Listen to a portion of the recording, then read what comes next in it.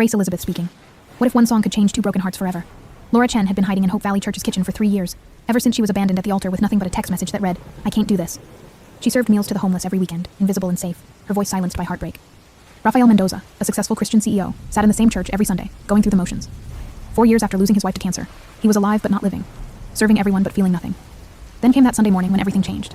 The worship leader fell ill, and Pastor David desperately asked Laura to fill in. Terrified, hands shaking, she stepped onto that stage for the first time in 3 years. When she opened her mouth and sang "Goodness of God," the entire sanctuary fell silent. Rafael felt his heart stop. It wasn't just her voice, it was the anointing. God was speaking through her directly to his wounded soul, and tears he hadn't cried in 4 years poured down his face. Around him, hardened hearts were breaking open. This wasn't just music. This was a divine moment.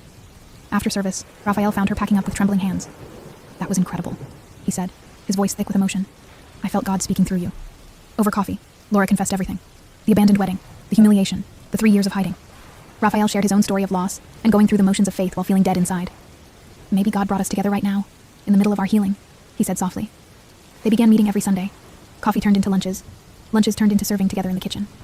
Slowly, carefully, two broken people started believing in hope again. Then Marcus showed up at her door, her ex-fiancé, holding white roses, begging for a second chance. "I've changed," he pleaded. "God told me to come back. Please forgive me." Laura's world tilted. What if God wanted her to reconcile? What if restoration meant going back? When she distanced herself from Rafael, he knew. "Laura," he said when she finally told him, "forgiveness doesn't require reconciliation. You can forgive him without giving him access to your heart again." His eyes were gentle but firm. "Are you considering him because of God's will, or because you're afraid of trusting something new?" The truth hit her like lightning.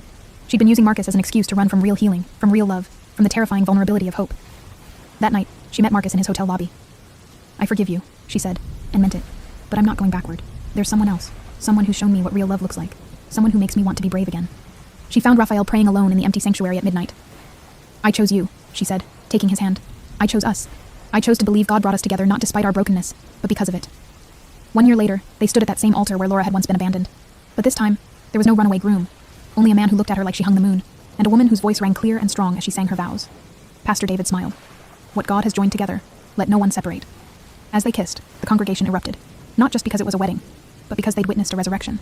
Two people who'd been buried in grief had clawed their way back to life, back to hope, back to love. "If Marcus hadn't left you," Rafael whispered as they danced, "you wouldn't have been in that kitchen.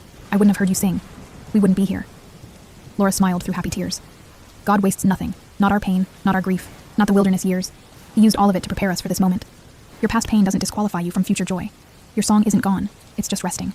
And when God decides it's time to sing again, it will carry the testimony of his faithfulness in your darkest hours. If this story touched your heart, hit that like button and subscribe to Divine Romance for more faith-filled stories. Comment below. What's God restoring in your life right now? I'm Grace Elizabeth, and remember, your story isn't over. God's still writing. God bless you.